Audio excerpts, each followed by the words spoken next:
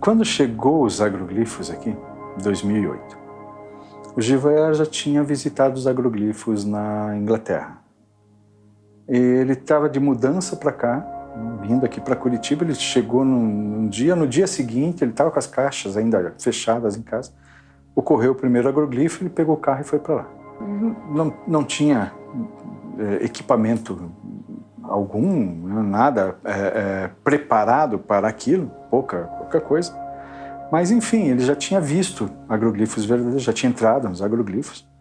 E uma das questões que ele fez, porque lá na região não tinha antena de celular, nem a quilômetros de distância não tinha, então lá o sinal era zero.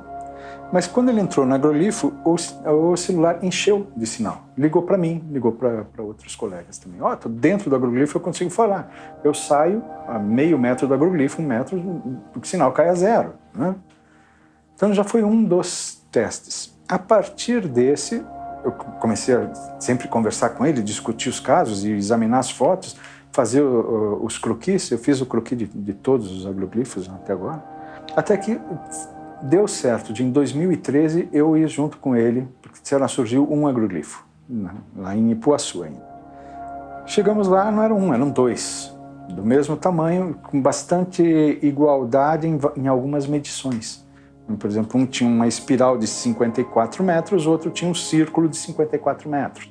Coincidências, assim, de um e do outro. E ali a gente testou algumas questões de eletromagnetismo, quebrou meu celular, o sensor de campo magnético quebrou, descarregou máquinas fotográficas, né? Descarregar assim em segundos, a bateria cheia entra ali dentro, descarrega. Então vários sinais que a gente foi somando e dizendo, puxa, já que tem isso e tem essa energia eletromagnética tão forte que eu medi fora dos agroglifos na região de campo, é zero, né? Se eu medir aqui nessa sala vai estar em torno de 400 miligauss, por causa dos equipamentos ligados. No campo é zero. Dentro do agroglifo, a 20 centímetros fora é zero, 20 centímetros para dentro do agroglifo pulava para 600 miligauss. Mais do que tem nessa sala, nessa hora.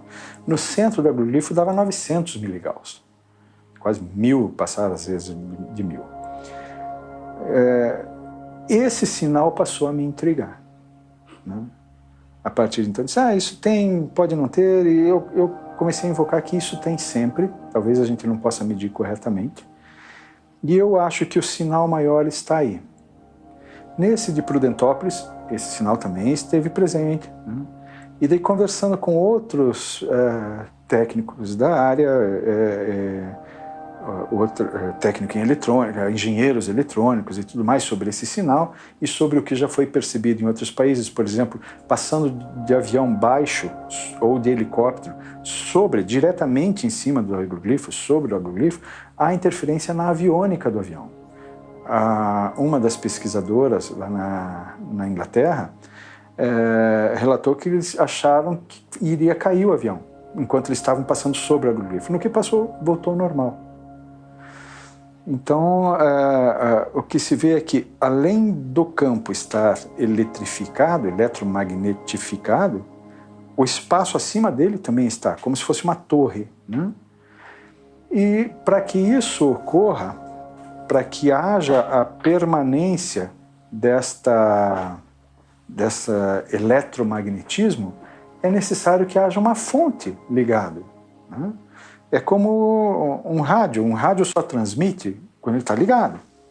Ali, o eletromagnetismo no campo só poderia se manter se houvesse uma fonte, uma bateria, alguma coisa ligada. Mas como é que tem algo ligado na terra, nas plantas? Isso fisicamente não existe.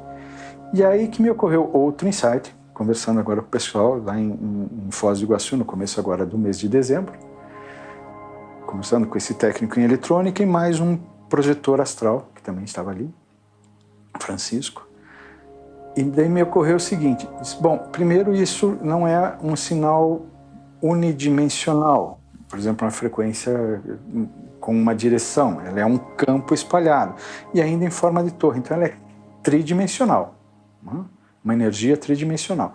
E para ela se manter, talvez, essa minha hipótese investigativa, e a gente vai fazer essa investigação no próximo, com auxílio desse projetista, é provável que essa fonte esteja numa outra dimensão, talvez na dimensão espiritual, vamos dizer assim, para ficar um pouco mais fácil de entender.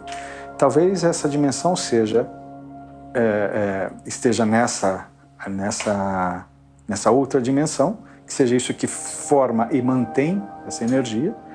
E alguns cientistas também que já pesquisou, disse essa fonte que causa, como a gramínea é dobrada, pelo modo como o desenho é formado, pelos relatos de quem já assistiu à formação, que ela começa do centro para a periferia.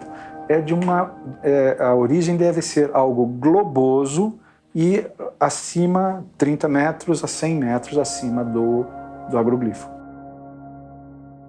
As especulações são de que o próprio desenho é um sinal, outros dizem que é simplesmente uma mensagem de, olha, nós existimos, nós estamos aqui. Outros especulam que não seria ufológico, mas simplesmente de outra dimensão, alguém se comunicando, não necessariamente de outro planeta, pode ser do próprio planeta Terra, mas dizendo, olha, existe outra dimensão e a gente tem como se comunicar. Então, o que eu especulo daí é que eles estão nos dizendo que é possível uma comunicação e nós temos que desvendar como é feito e de onde vem, e dar a resposta. É isso que eles estão esperando, em princípio. Outros dizem, não, é ufológico mesmo. E aí alguns questionam, mas por que alguém viria lá de outro planeta, estacionar aqui, fazer um sinal e ir embora sem fazer um contato maior? Já que estão querendo um contato, por que não fazer um contato claro? Eu entendo que, se for essa a hipótese, totalmente ufológica, para que eles precisariam vir até aqui para fazer o sinal? É possível que eles façam esse sinal lá do planeta deles. E por que tem essa sazonalidade, né? Sempre no meio da primavera, do hemisfério norte, ou 6 meses depois, no meio da primavera, aqui no hemisfério sul.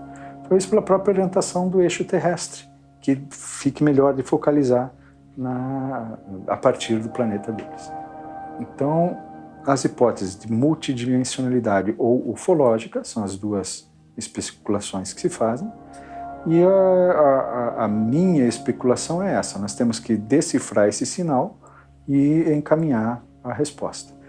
A busca por decifrar esse sinal, eu conversando com esse pessoal da área eletrônica, eles disseram, não é possível gravar esse sinal, já foi gravado em outros locais, para se ver essa frequência, ver como ela distribui.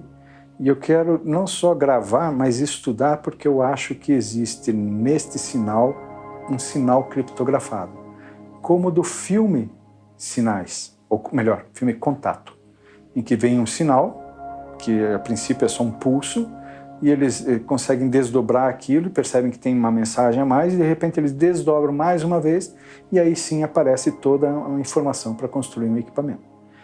Eu imagino, eu especulo, né, a minha hipótese investigativa é essa, de que haja neste sinal eletromagnético, que permanece lá por vários dias no agroglifo, que neste sinal que a gente consegue perceber está a resposta ao enigma do agroglifo. E envolve aí a espiritualidade, como eu disse, já que a fonte mantenedora desse sinal eletromagnético provavelmente está numa outra densidade, numa outra vibração.